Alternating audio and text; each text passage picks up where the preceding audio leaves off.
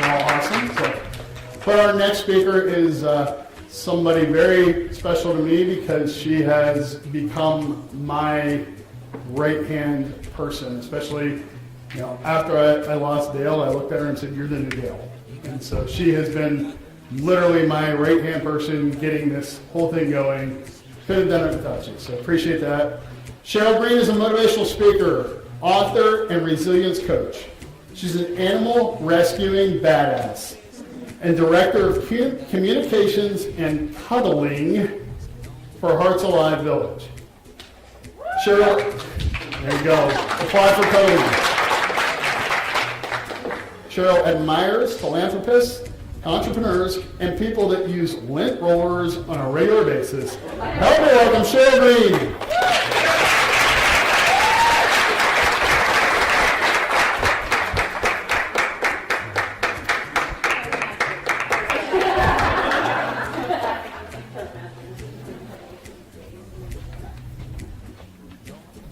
In 2010, I typed the end on my second novel.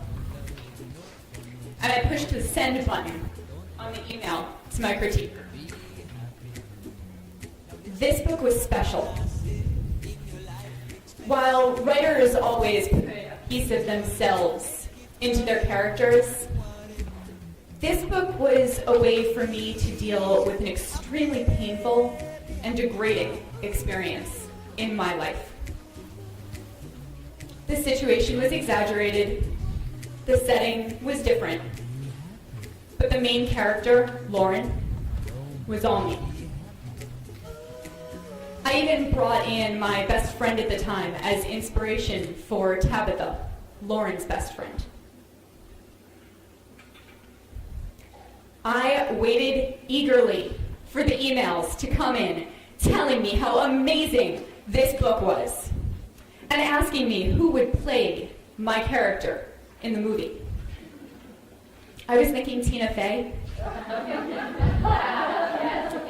Anne Hathaway, Pamela Anderson. No, probably not. But those emails never came. Instead, 2 weeks later, I found myself sitting in my living room with my friend Gabe, a cup of green tea in one of his hands, and a stack of notes in the other one. The second he started talking, I got my deer in headlights expression. Sheryl, I'm a little concerned about this manuscript. Took a swig of tea, and I wish we were having this conversation in a bar.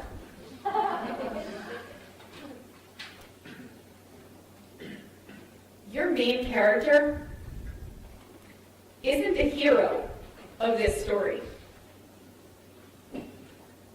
Tabitha is calling all the shots. Lauren's just kind of going with the flow. Well, crap. He wasn't wrong. Lauren wasn't actually making any of her decisions. She was just going along with whatever Tabitha said. I would have to rewrite the entire book. But there was a bigger problem here. After years of therapy, Gabe had nailed my problem in one line. I wasn't the hero of my story. Have you ever stopped and asked yourself, whose life am I living? How did you get on the career path that you're on? How did you choose your significant other? Why do you drive what you drive, wear what you wear, and like what you like? So many of us are living second-hand lives. Are you? What is a secondhand life? There's a couple of different signs or symptoms, such as if you put all of your energy and effort into taking responsibility for someone else, that's a secondhand life. If you don't know if your tastes are actually your tastes, that's a secondhand life. And if you are paralyzed by decisions because you don't trust your own judgment, that's a secondhand life. Any of that sound familiar? Let's go a little bit deeper. The first symptom that you're actually a secondary character is misplaced responsibility. Do you spend your time rescuing others? Now, I know what you're thinking right now. Did her introduction say she was an animal rescuer? That's not what I mean by rescue, but guilty as charged. There's a difference between healthy helping and harmful helping, or as they call it in the psychology world, codependency. Melanie Beatty explains this term in her book, Codependent No More. She says, it is a paradoxical dependency, where the person appears to be depended on, but in reality, they are dependent. They seem strong, but they feel helpless. Sounds a little bit like gibberish. So we're going to go with Cheap Trick for this definition. I want you to want me. I need you to need me. Codependent. Well, awesome. But our next speaker is somebody very special to me because she has become my right-hand person, especially after I lost Dale. I looked at her and said, "You're the new Dale." And so she has been literally my right-hand person getting this whole thing going. Couldn't have done it without you, so appreciate that. Sheryl Green is a motivational speaker, author, and resilience coach. She's an animal rescuing badass and director of communications and cuddling for Hearts Alive Village. Sheryl, there you go. Apply for cuddling. Sheryl admires philanthropists, entrepreneurs, and people that use lint rollers on a regular basis. Help me welcome Sheryl Green.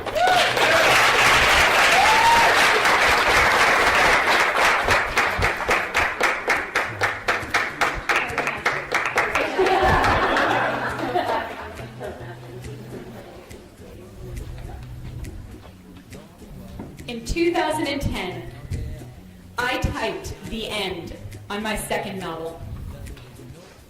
And I pushed the send button on the email to my critiquer. This book was special. While writers always put a piece of themselves into their characters, this book was a way for me to deal with an extremely painful and degrading experience in my life. The situation was exaggerated. The setting was different. But the main character, Lauren, was all me. I even brought in my best friend at the time as inspiration for Tabitha, Lauren's best friend. I waited eagerly for the emails to come in telling me how amazing this book was and asking me who would play my character in the movie. I was thinking Tina Fey, Anne Hathaway, Pamela Anderson. No, probably not. But those emails never came. Instead, 2 weeks later, I found myself sitting in my living room with my friend Gabe, a cup of green tea in one of his hands, and a stack of notes in the other one. The second he started talking, I got my deer in headlights expression. Sheryl, I'm a little concerned about this manuscript. Took a swig of tea, and I wished we were having this conversation in a bar.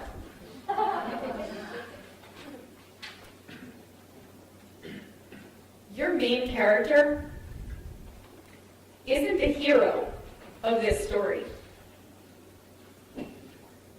Tabitha is calling all the shots. Lauren's just kind of going with the flow. Well, crap. He wasn't wrong. Lauren wasn't actually making any of her decisions. She was just going along with whatever Tabitha said. I would have to rewrite the entire book.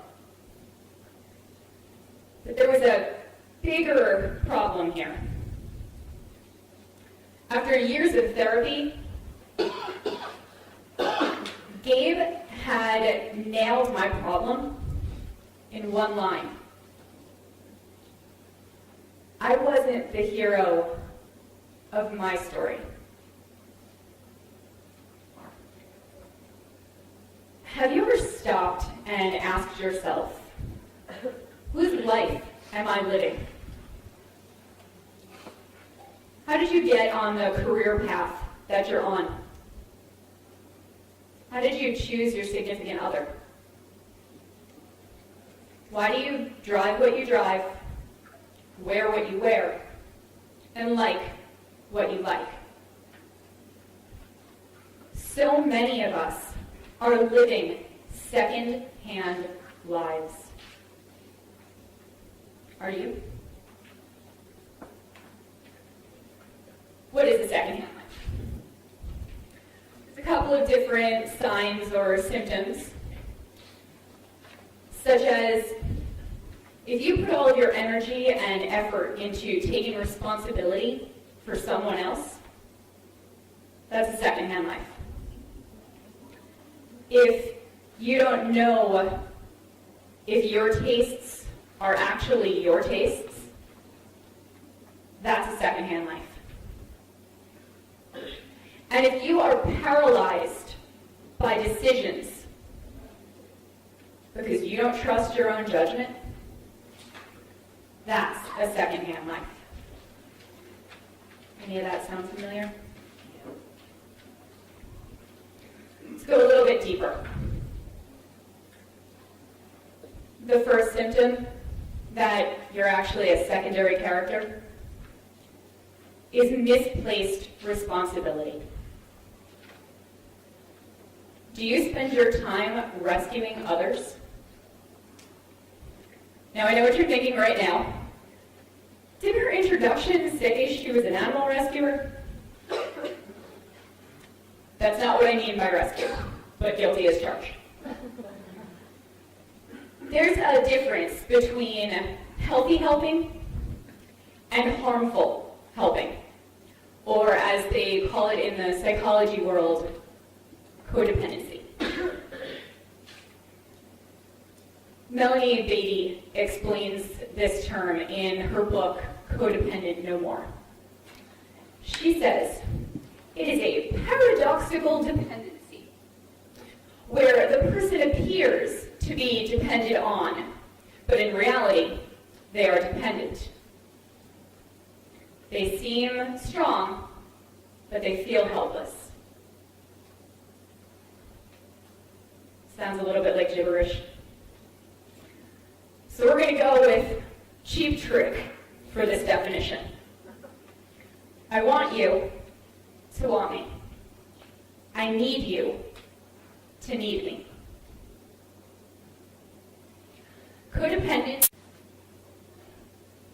but I went for psychology. Why? Because my mom had seen a program on profiling, and she thought it would be a good fit.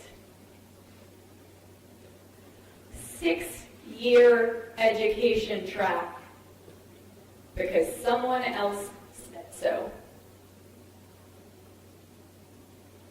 What did you want to be when you grew up? And how does that match up to what you do now?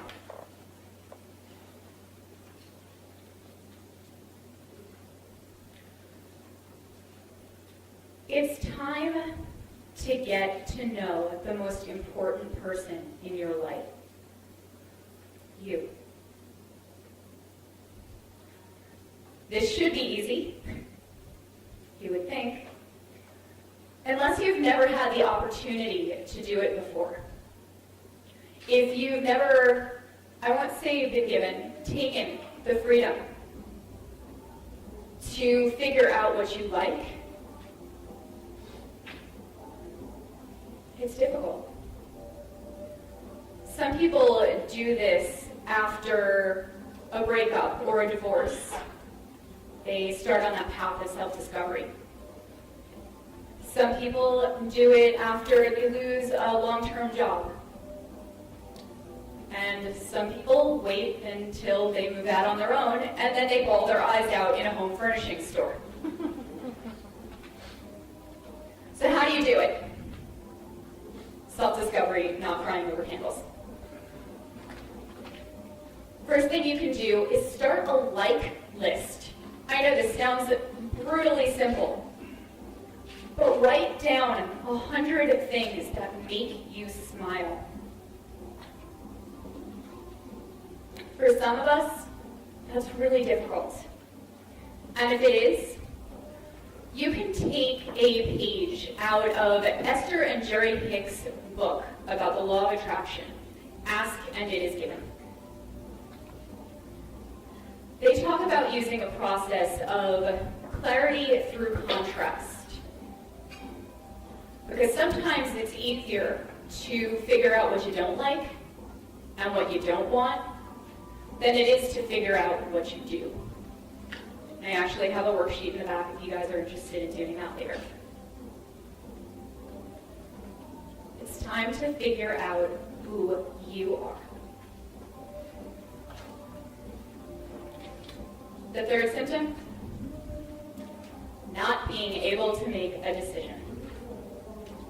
Now, you don't have to raise your hand here, but do you find yourself putting polls on Facebook?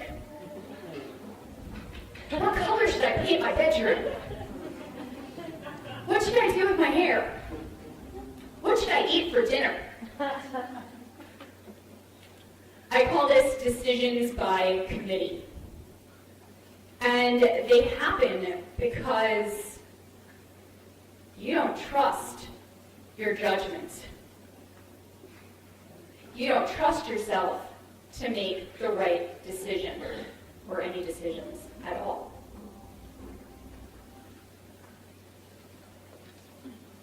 So you end up taking advice from the wrong person, or from too many people. I told you earlier about my second novel and how I had that realization that I wasn't the hero. But I didn't tell you the whole story.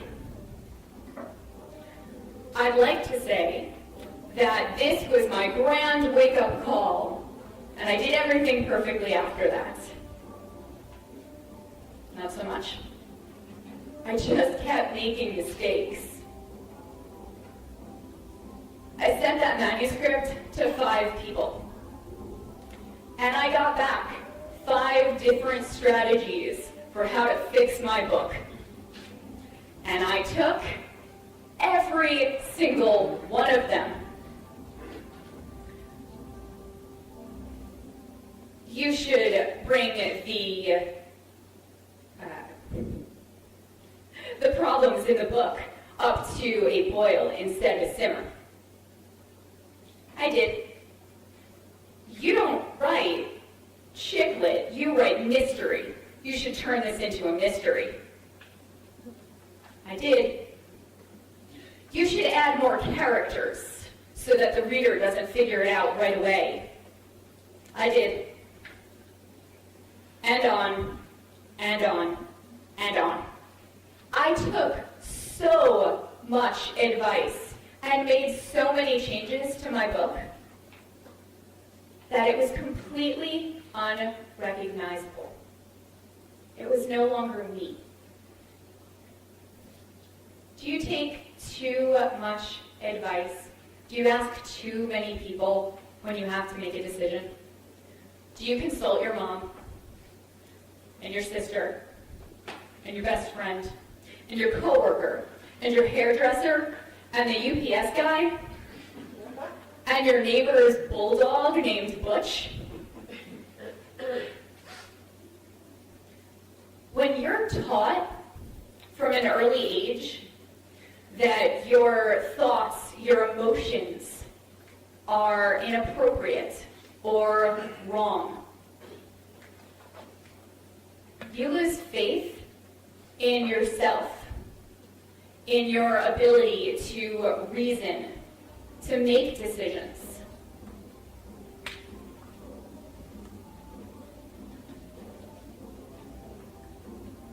But that's something that we can build back up. How do we do it?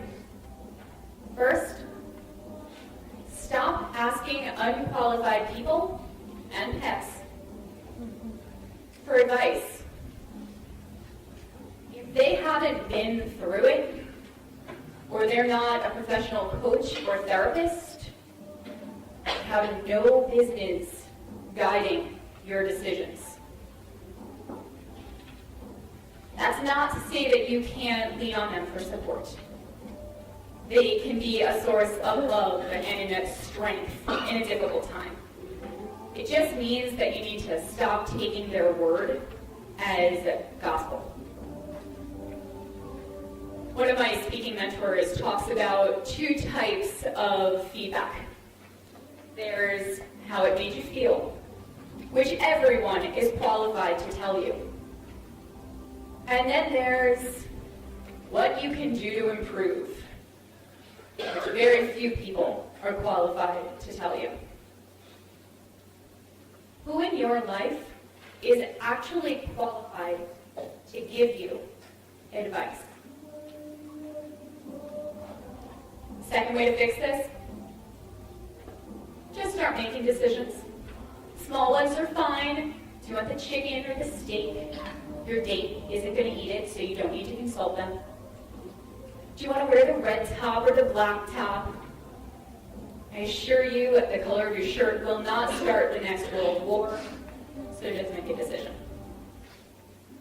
The more you practice, the more decisions you make. It's like a muscle. You'll strengthen it. You'll strengthen your faith in yourself. And you'll start to live your own life. Now, I promised to tell you how that first marriage ended. If you had met me in 2008, you wouldn't have recognized me. I moved out to Vegas in July, just 9 days after bailing my now ex-husband out of jail. His crime? Soliciting a minor online. I left North Carolina to escape the news vans that were sitting outside of my house every morning, trying to make my private shame public. I moved to Las Vegas, moved into my parents' spare bedroom. I was going through a divorce, a bankruptcy, a foreclosure on my house. I had no friends, I had no job, and I was living with the shame of what he had done. I would cry myself to sleep every night, asking, am I ever going to feel normal again? Am I ever going to be happy again? I would live for the 20 seconds every morning when I would wake up and forget what had happened. But slowly, my eyes would adjust to the foreign bedroom, and I would realize that it was all real.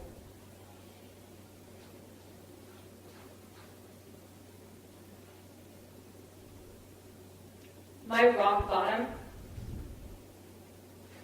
was on the floor of the bathroom.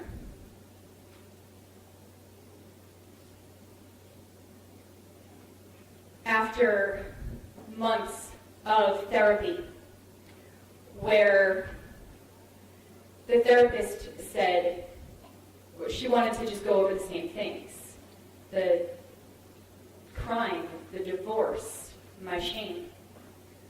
I had to relive that every time, when in reality, all I wanted to talk about was, how did I attract this guy in the first place?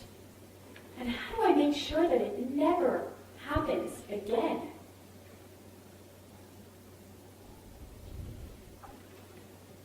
The depression got worse and worse, to the point where I couldn't get out of bed in the morning.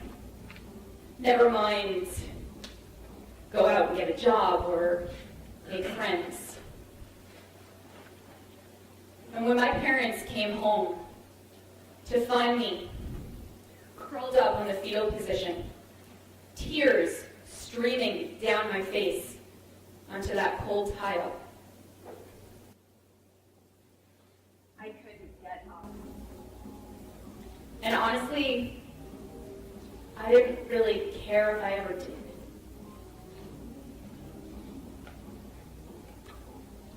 I never contemplated suicide, but I would have been grateful for an end to that pain.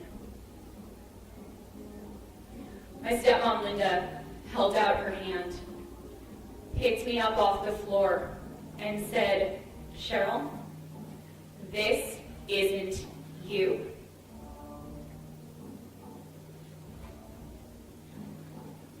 Fast forward to today.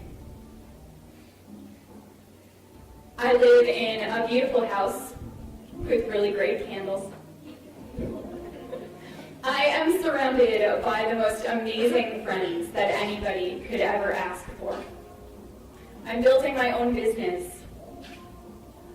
And I am married to the most amazing... Okay, fine. I'm still single. But I'm not married to a pedophile, so point for me.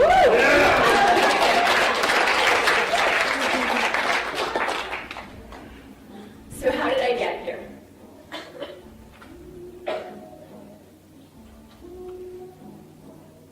Let me tell you what happened. After thousands of dollars worth of therapy, and thousands of hours reading self-help books, going to workshops and seminars, and God only knows how much Ben & Jerry's ice cream, I was able to combine everything that I learned into an easy process called surviving to thriving. It's normally $3,000, but somebody is going to get the first session for free today. You just have to answer one quick question. Since support systems are so incredibly important, what's my stepmom's name? Thank you. You're on your way to thriving. But don't worry, if you are ready to thrive, I have a couple of spots open, and as I said, normally $3,000, but since I'm here, and John has been amazing to let us all come and do this, today it is going to be $1,500 for 3 months. And when you sign up, you get one of my new books for free. So just see me after, and you'll get that. Are you ready to start living your own life? To stop taking responsibility for other people and other people's problems. Give your loved ones the gift of their own issues. Stop taking on people's likes and dislikes as if they're your own. And start this process of self-discovery and figuring out who you are. And fire your committee. Only you know what's best for you. It's time to stop being the secondary character and start being the hero of your story.